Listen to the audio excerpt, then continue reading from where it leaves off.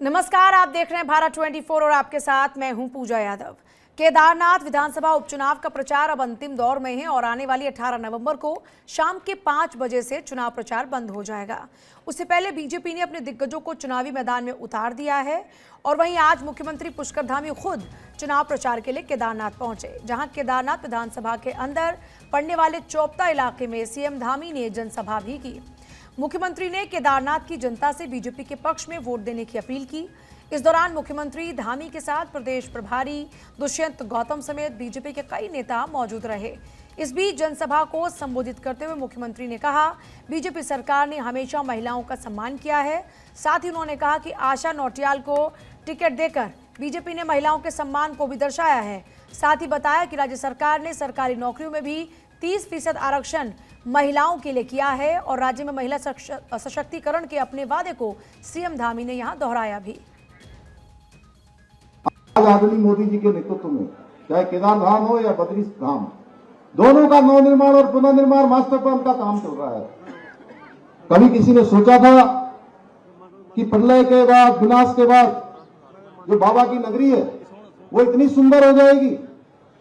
आदरणीय मोदी जी की सहायता से आज लगभग 2000 करोड़ रुपए की धनराशि से अनेक नवनिर्माण और पुनर्निर्माण के कार्य चल रहे हैं। मैं अगर सभी योजनाओं की बात करूंगा तो बहुत लंबा हो जाएगा, लेकिन इस पंपिंग योजना से क्षेत्र के करीब 58 गांवों को सीधे सीधे पेयजल के क्षेत्र में सहायता मिलेगी, पानी पहुंचेगा। चौपता पॉलिटेक्निक को लेकर जो समस्या आ रही थी उसको सुलझा लिया गया है। जल्दी ही उसके सकारात्मक परिणाम आपको देखने को मिलेंगे। उत्तराखंड में लगातार बढ़ रहे सड़क हादसों पर मुख्यमंत्री धामी ने चिंता जताई है।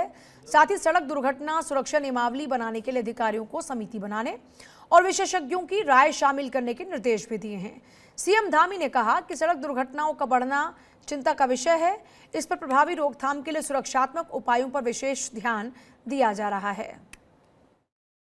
हमने 9 नवंबर राज्य स्थापना दिवस पर इसकी घोषणा करी थी कि इस प्रकार की जो हमारे यहाँ दुर्घटनाएं होती हैं उन दुर्घटनाओं को रोका जाए, उनमें पूरी तरह से जो है सुरक्षा की व्यवस्था की जाए। वो नियमावली बनाई गई है और उसके अंतर्गत काम चल रहा है। कल यानी 17 नवंबर को श्री बद्रीनाथ धाम के कपाट बंद शीतकाल के लिए बंद हो जाएंगे। वहीं कपाट बंद करने की प्रक्रिया के मुताबिक बद्रीनाथ के मुख्य पुजारी रावल अमरनाथ नंबूदरी स्त्री भेष धारण कर माता लक्ष्मी को श्री बद्रीनाथ मंदिर के गर्भगृह में विराजमान करेंगे।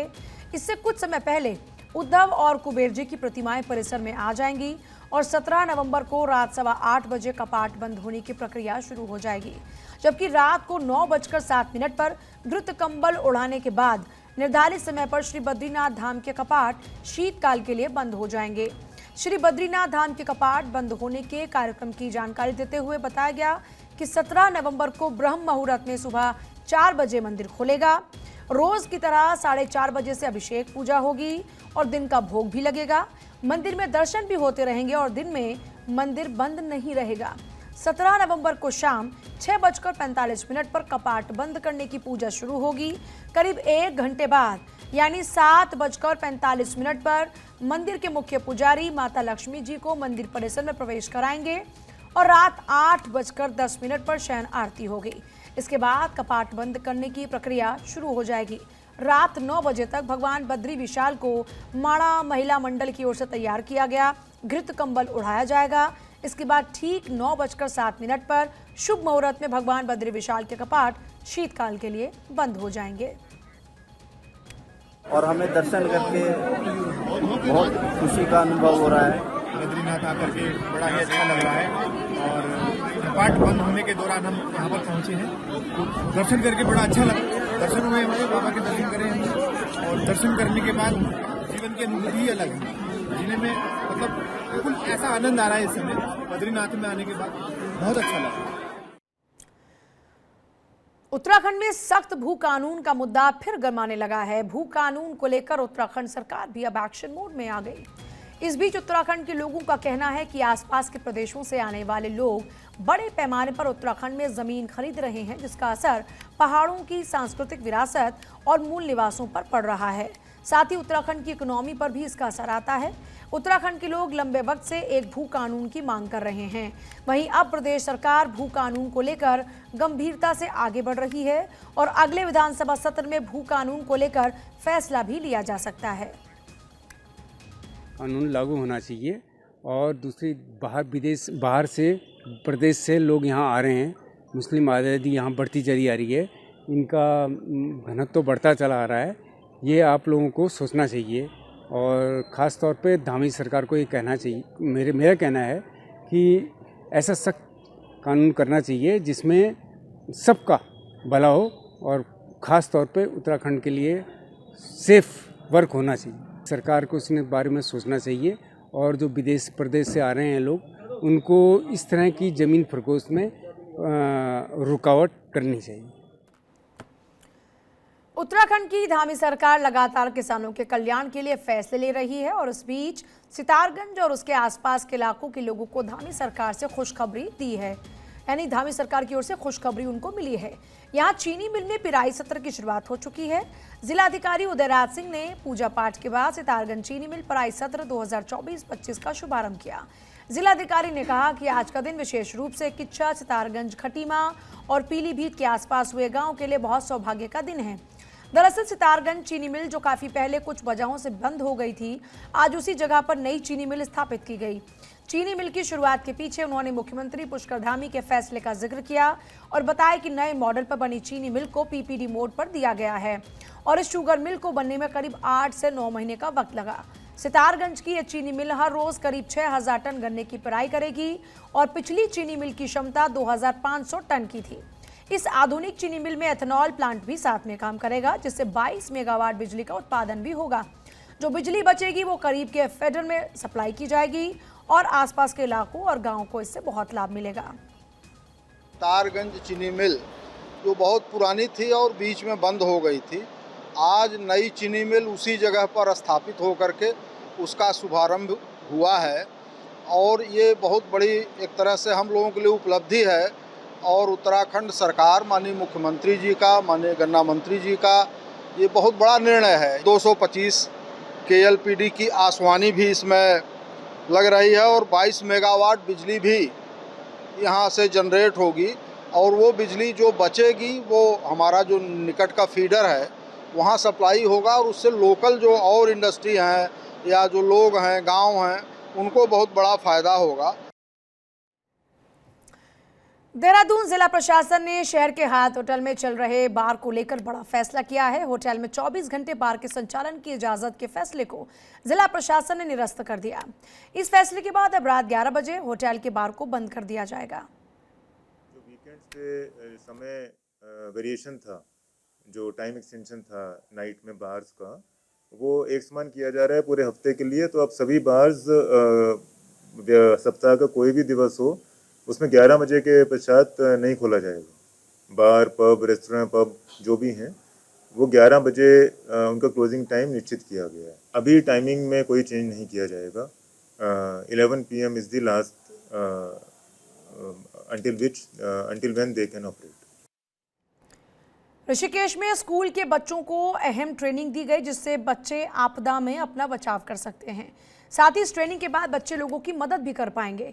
स्कूल के बच्चों के लिए ये ट्रेनिंग सेशन SDRF की ढालवाड़ा टीम ने रखा, जहां छात्र और छात्राओं को आपदा में बचाव, बाढ़ और भूकंप से निपटने की भी ट्रेनिंग दी गई। रेस्क्यू से जुड़े उपकरणों के बारे में बच्चों को जानकारी दी गई।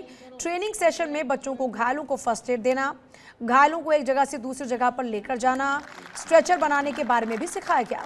जरूरत पड़ने पर लोगों को किस तरह CPR दिया जाए, इस बारे में भी बच्चों को जानकारी दी गई और आपदा के लिए तैयार किया गया। उत्तराखंड का ऋषिकेश देश विदेश में अपनी एक अलग पहचान रखता है, इसलिए साल भर यहाँ पर्यटक आते हैं और ऐसे में शहर में उनका पर्यटन आसान हो और वक्त रहते सारी जानकारी निकालने में उनका काफ़ी समय ज़ाया हो जाता है।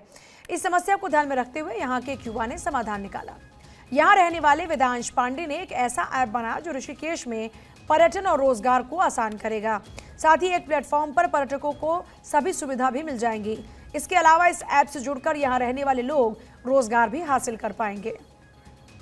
एक ही ऐप से, हमारा मेन एम ये है कि सिर्फ एक एम से ये एक ऐप से हो जाए, तो उस ऐप के थ्रू कर सकेंगे। उसके अलावा हमारा एक दूसरा ऐप है जो ड्राइवर्स के लिए, वो लेजिट हीरो के नाम से है, क्योंकि हम उन्हें ड्राइवर्स नहीं कहते, हम हीरो कहते हैं, जो आपके लिए रात भर जाग रहे हैं, आपको समय पे चीज़ें उपलब्ध करा रहे हैं, तो उनके लिए एक ऐप है लेजिट हीरो। तो उससे कोई भी व्यक्ति जो हमारे प्लेटफॉर्म से जुड़ना चाहता है, जिसके पास सारे तरीके के वैध दस्तावेज हैं, उसको सिर्फ ऐप डाउनलोड करना है, ऐप पे अपनी डिटेल्स भरनी है और वो हमारे प्लेटफॉर्म पे जुड़ जाए। अक्सर अपने कंट्रोवर्शियल स्टेटमेंट के कारण सुर्खियों में रहने वाले बरेली के मौलाना तौकी रजा के दिल्ली आने के ऐलान के बाद साधु संतों ने इसका खुलकर विरोध किया। जूना अखाड़े के संत यति राम स्वरूपानंद गिरी ने तौकी रजा के स्टेटमेंट पर हिंदुओं को 24 नवंबर दिल्ली रामलीला मैदान पहुंचने का आह्वान किया है। यति राम स्वरूपानंद गिरी ने अपने जारी एक बयान में सनातन धर्म में विश्वास करने वालों को एक अपील की है कि वो रामलीला मैदान में पहुंचे और मौलाना तौकी रजा का विरोध करें। दुनिया के हिंदुओं ने सुना कि तौकी रजा 24 नवंबर को दिल्ली रामलीला मैदान पर पहुंच रहा है। मैं अपने परम पूज्य गुरुजी यति नरसिंहगिरी महाराज जी के साथ भी मैं पहुंचूंगा और मैं सभी सनातनी हिंदुओं को और अपने सभी शिष्यों को मैं आह्वान करता हूं कि दिखा दो तौकी रजा को ताकत, और सभी अधिक से अधिक संख्या में 24 नवंबर 2024 को दिल्ली रामलीला मैदान में पहुंचे, अधिक से अधिक संख्या में पहुंचे। हर हर महादेव, हर हर महादेव। हल्द्वानी में आवारा पशुओं के कारण आए दिन सड़क दुर्घटनाओं में हो रही मौत को देखते हुए नगर निगम एक्शन मोड में आ गया। नगर निगम ने अब इन आवारा पशुओं को गौशाला में छोड़ने का जिम्मा उठाया है। इसके साथ ही प्रशासन निराश्रित और आवारा पशुओं को छोड़ने वाले लोगों के खिलाफ भी सख्त कार्रवाई करेगा। की समस्या है, उसको देखते हुए नगर निगम हल्द्वानी द्वारा यहाँ पर एक राजपुरा में एक ट्रांजिट गौशाला का भी निर्माण किया गया है और इसके अलावा गंगापुर कवड़वाल में गौशाला बनाई जा रही है। इसके अलावा जो निजी संस्थाओं द्वारा संचालित गौशाला हैं उनके साथ भी उनका टाई अप है। लगातार इसमें अभियान चलाकर जो आवारा जानवर हैं उनको पकड़ के गौशालाओं में भेजा जा रहा है। साथ ही सड़क पर जो छोड़ने वाले लोग हैं, जो जानवरों के स्वामी हैं, उनके विरुद्ध भी बीच में अभियान चला के कार्रवाई की गई थी और इसमें अभी आगे कार्रवाई चलती रहेगी और समाज को भी इसमें आगे आना होगा। सभी जितने भी लोग हैं उनसे हमारा अनुरोध है कि वो अपने जानवरों को सड़क पर न छोड़ें, अपने जानवरों का पालन पोषण करें और यदि उनके द्वारा इसका पालन नहीं किया जाता है तो इसके बाद इनके विरुद्ध कठोर कार्रवाई भी की जाएगी।